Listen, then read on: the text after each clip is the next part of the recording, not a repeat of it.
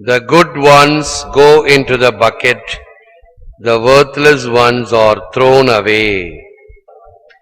இந்த விண்ணரசை பற்றிய கருத்தை 7 உவமைகளில் கொடுத்திருக்கிறார்.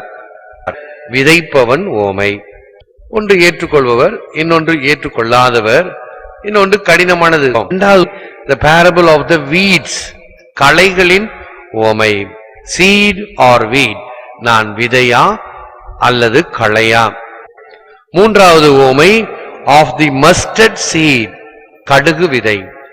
நம்முடைய உள்ளத்தில் விதைக்கப்படுகின்ற கடவுளுடைய வார்த்தை என்ற விதை மிக சிறியதாக இருந்தாலும் அது கொஞ்சம் கொஞ்சமாக வளர்ந்து பெரிய பலனை கொடுக்கும். நான்காவது the parable of the yeast, புளிப்பு மாவு.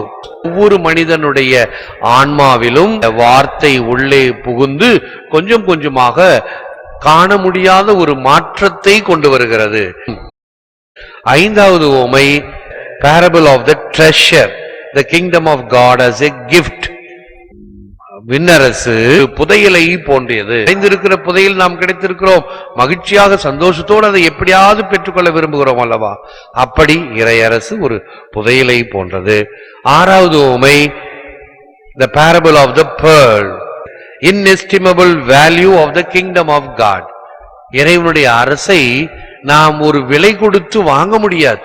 அவ்வளவு விலை மதிப்பற்ற அரசை ஆண்டவர் இயேசு கிறிஸ்து நமக்கு கொடுத்திருக்கிறார். அதை ஒரு முத்தை போன்று நாம் பெற வேண்டும் என்பதும்.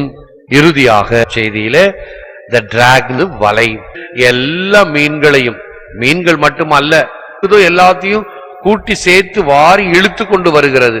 அது அப்படியே கரைக்கு எடுத்துட்டு போய் வச்சு தரம் பிரிப்பார்கள். தேவையில்லாதெல்லாம் எடுத்து தூக்கி எறிவார்கள்.